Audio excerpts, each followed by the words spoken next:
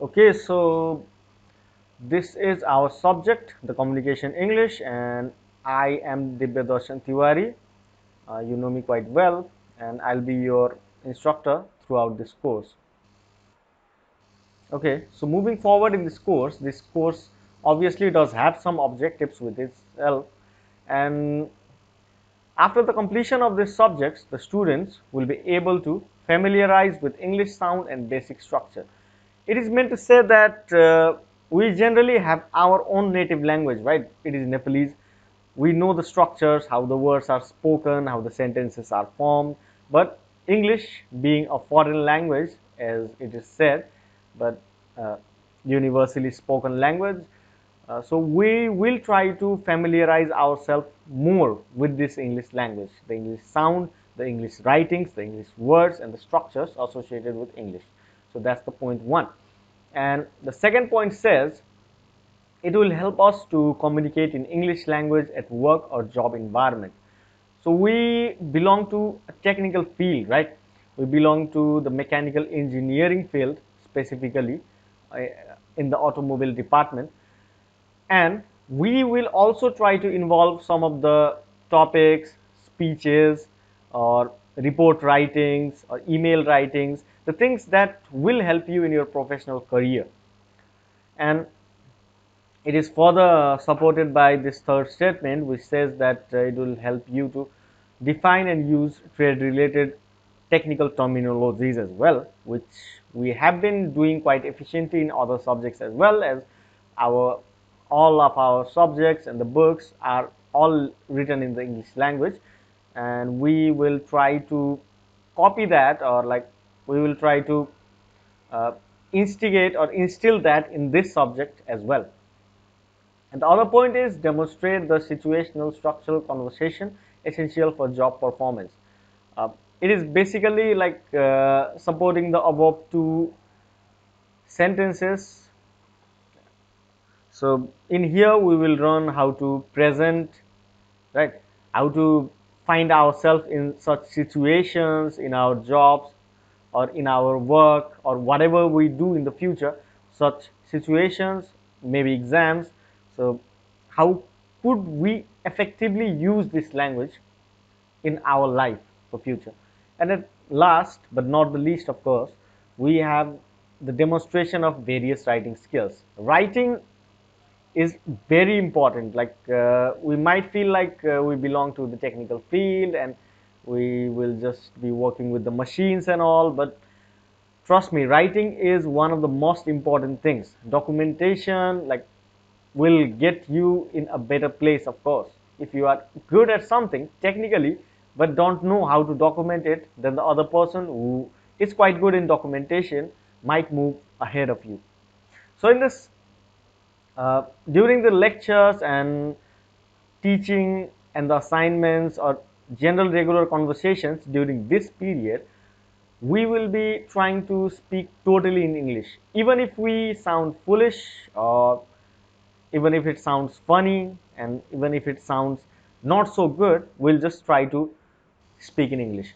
Okay, so we'll start our subject with Unit 1, which is the English sound and basic structures.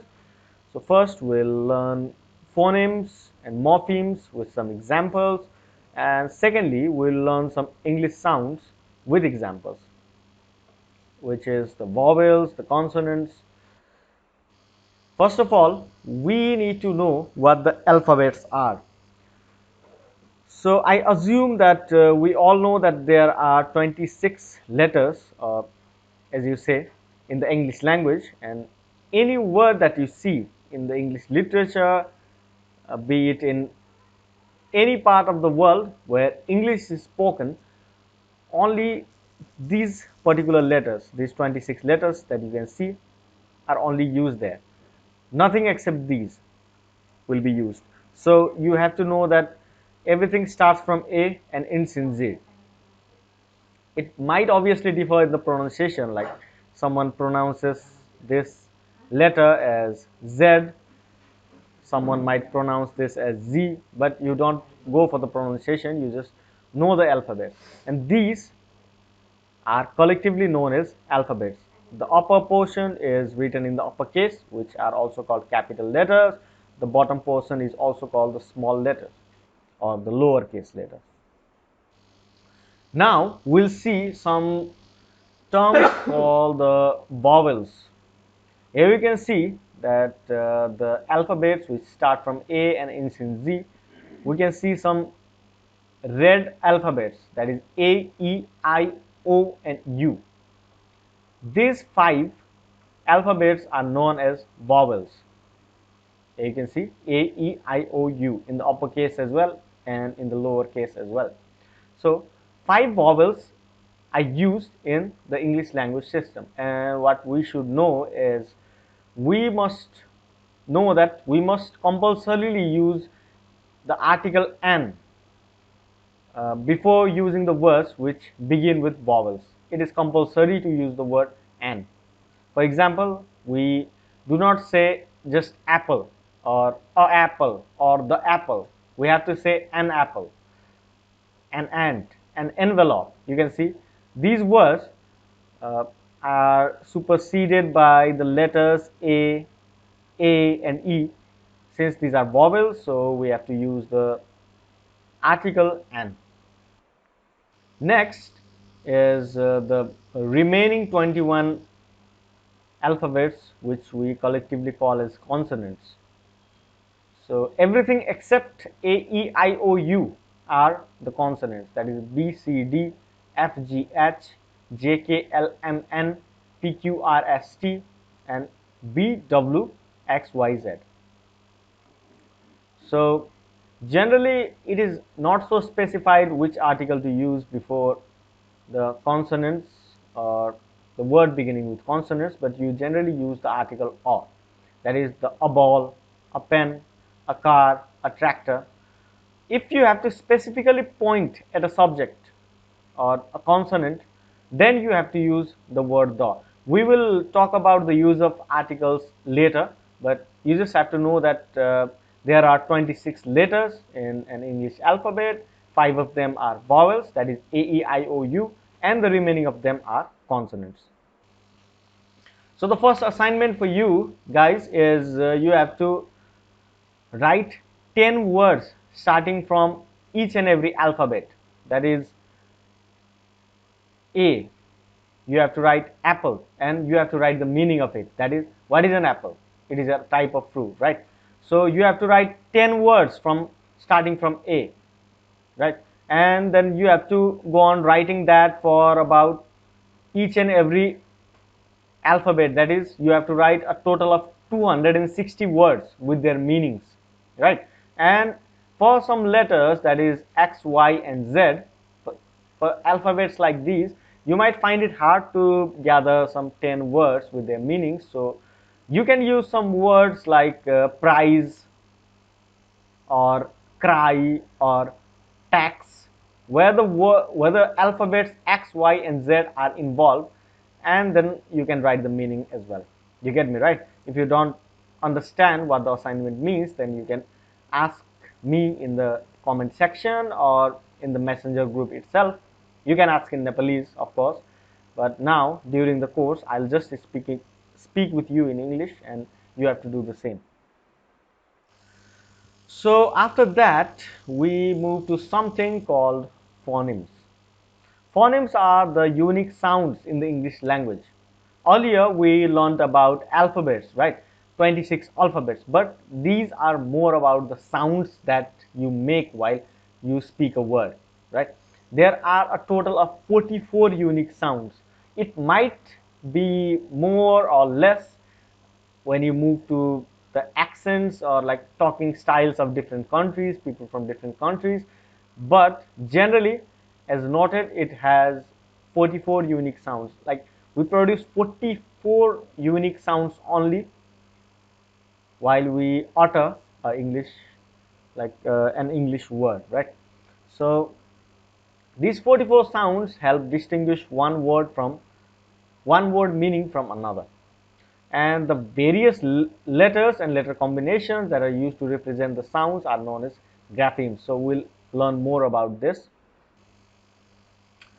So for consonants, there are about 24 unique sounds, while for vowels, there are about 20 unique sounds. As you can see, the phoneme number is given here, like 1, 2, 3, 4, and it goes all the way to 44. But the first 24 are the consonant phonemes, while the second 20 are vowel phonemes.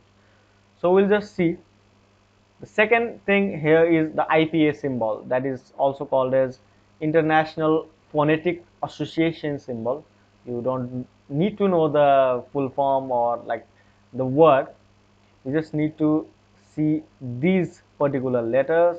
And the graphemes, as we already mentioned, is it is the letter, like it is the single or multiple consonants which is used to represent the sound that we make, right? So in the first, you can see that the IPS symbol, if it's given as B, then the grapheme can be B or BB. So the example here is, while you pronounce the word bug, you only sound like you are using one B, right? Bug means a B only. But in the second word, it is bubble, bubble, bubble, right? So in the bubble, you have to stress more in the letter part of the B, that is the double B. So it is generally said in all of these, and you can see that for the vowels as well. You need to try practicing it by yourself. Like for example, I'll choose a hard one. All right. So you can see here, here's a sign of delta, right? The IPS symbol for this is delta, and you can see here it is theta, right? You might have seen these in your mathematics book. So we'll see for the 22 number, it is written as delta, right? But it is sound, it is pronounced as th, that is the, right? It is written as delta, but it sounds like the, and it is pronounced in the letter, pronounced in this manner as leather, while the letter theta is pronounced or sounds like the, but it is like thongs, thongs. It is like th, thongs. But in this, although it looks like same, but it is pronounced as leather. It's like the, but this is tha. So you need to try understand each and every of this. It's quite easy nowadays as well. You can just simply go to Google and you can, I'll just show you. You can simply go to Google and you can type in a word like you can say leather, and you can write pronunciation. So you can see uh, uh, bot kind of robot appearing in front of you, and you can just play it. It just spay, speed out the word for you. So you can choose the pronunciation here as well. The American one or British one, we'll talk about it later as well. So you can go there and easily find it. Now you'll not be able to listen to the sound because I've connected my audio jack. So you can simply go to the Google and you can type in the word and type the word pronunciation, and something like this will appear and you'll know how to pronounce. Generally, I prefer to pronounce it under the British format. And also, you can break this down into the phonetic transcription as well, which will lead you to a dictionary, as you can see here. We'll talk about this later as well, but I'm just showing you how to do it. So these are the phonemes for the consonants, and these are the phonemes for vowels. We'll learn in detail how to use this, so don't worry for now. And now we move forward to the other thing called morphemes. A morpheme is a short segment of language that meets the following three criteria. It must be a word or part of the word that has a meaning, and it cannot be divided into smaller meaningful segments without changing its meaning or leaving a meaningless reminder. And the last, it needs to have relatively same stable meaning in different verbal environments. I'll just explain this in part by part to you, but first let's see the types of morphemes. The first one is free morpheme and the second one is bound morpheme. The first one is the free morpheme. It says that it is a type of word or some kind of word which can give some meaning to you even when it exists by itself. For some example, like strong, eat, date, weak, these are some kind of words that cannot be dissociated or differentiated into two or more word formats, but they can simply give a meaning, right? You know the meaning of strong, something that has some kind of strength. A person is called strong if he can lift up some heavy thing. You know the meaning of eat, you know the meaning of date, you know the meaning of weak. So it does give some meaning when they exist by themselves. But it is not the case with the second type. It is the bound morpheme. It cannot stand alone with meanings. It has a base and an affix. You might have seen this in your Nepalese book as well, like it is called as Sabda Samrachana there, and you see something like a main word which is attached to a different word, and you have to differentiate those words like doing the samas or vigraha, and you have to add in upasarga or pratyaya in there. So it is quite similar to that. If you are familiar to that, then it will be easy for you to understand this. So the first thing it must have is a base. A base is a word that has a meaning. For example, man, the word man in the word manly, right? Man, suppose you have a word man, manly, then the word man in here is the base word, while the word ly is called the affix. You get it, right? Man plus ly is called manly. So the base or root is the word that provides the principal meaning, while the affix is the word that is attached before or after a base word. It can be attached before a word or after a base word. For example, in the word weaker, we can split this into weak plus er, right? The er in this word is called the affix, which applies after the main word. But in the word unhappy, happy is the base word because sorry, because it provides some meaning, but the word un is the affix. It can come before the base word as well. So now we'll just try to see the types of affixes. The first one is the prefix. It comes before the base word. For example, prehistoric, the word pre is the affix, or as you can say the prefix.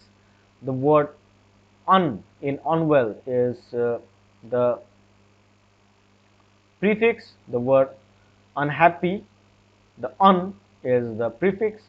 In the word discount, dis, dis is the prefix, while the suffix is the word, suffix is the affix when the word comes after the base word. For example, if you can see the word merrily or happily, the ly are the suffix, or in the word socialism, the ism, in the word Hinduism, the ism, or in the word wellness, the nass, which come after the main word, is called the suffix.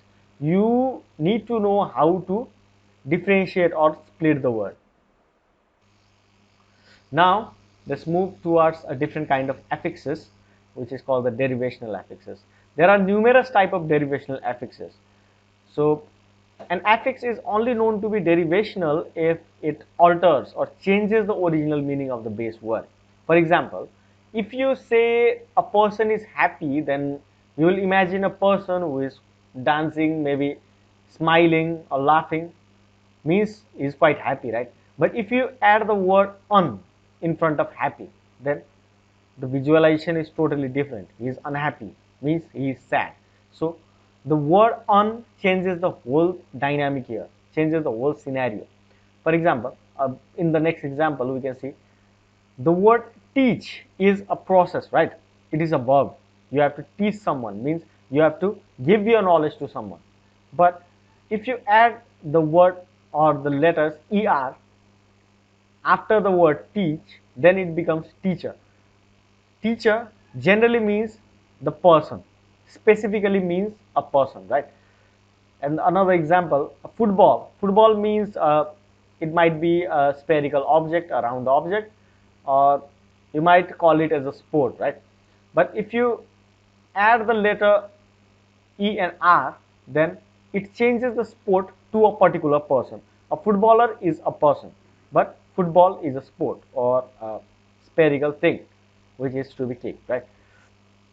And here is a special note. It says that all the prefixes are derivational, but the suffixes might not be.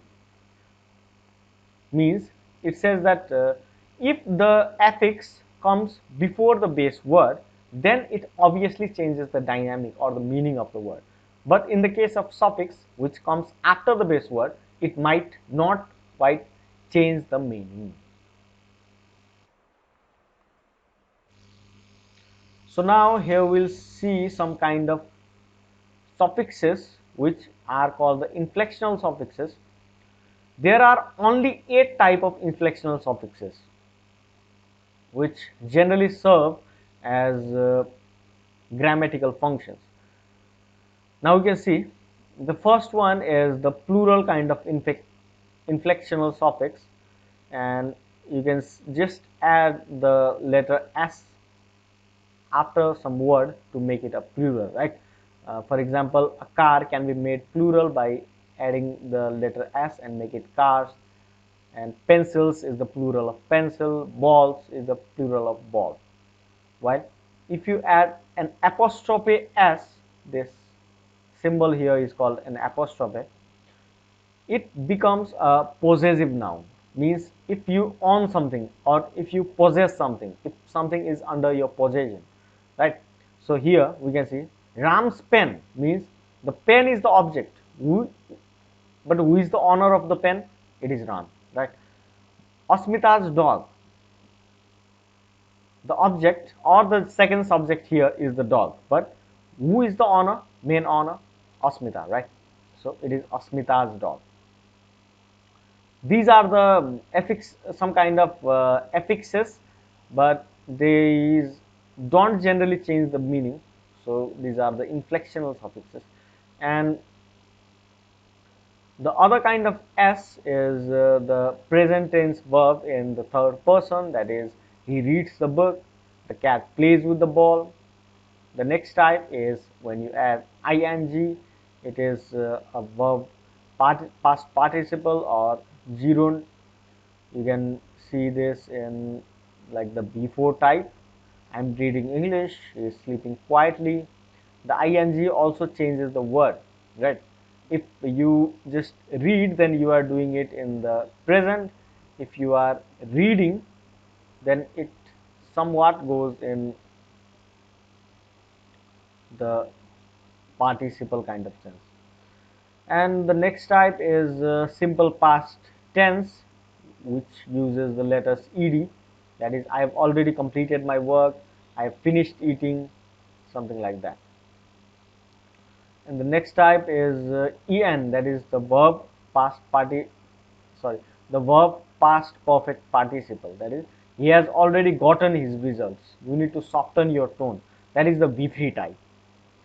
And the next type is the er, which is a comparative adjective. We use it in the sentences to show if some person is better, or like comparing one person with another, and implying that person A is somehow a bit good compared to a person B. So you can see that Usain Bolt is faster than Cheetah. Fast plus ER. He is taller than me. So is the comparison between him and me, the two persons, and he is taller than me. So tall plus ER. And the last one is the EST type, which is the adjective superlative. For example, the Mount Everest is the tallest mountain in the world, like tall plus EST. China is the most populated, like ST here. So you generally get the idea, right? You can add a number of things before or after a particular word to be called it as a morpheme. So the next assignment is you have to try create at least 20 sentences which have the derivational and inflectional suffixes. You don't need to worry about the exact terminology of derivational and inflectional suffixes, but you need to know how to use them in your sentences, and you need to identify those by underlining. So here's an example, like Ram is unhappy because he has dropped his food on the floor. So you can see Ram is unhappy. It's a morpheme because a morphological, it can be distinguished morphologically. It is un plus happy, right? So un is a derivational affix which is add earlier to the base word, while ed is an inflectional suffix, like drop plus ed is drop, right? So it comes to imply that the word drop comes to imply that it was an action which was committed in the past, while unhappy implies that he is away from happiness from some kind. The word on, which cannot exist by itself, but it totally changes the dynamic of the word happy. So this was it for today, and tell me how you liked it, or like how you want me to improve upon it. Maybe we could do some other things which could make it more interesting, and I'll try that as well. So that's it for today. So we'll meet in the next class.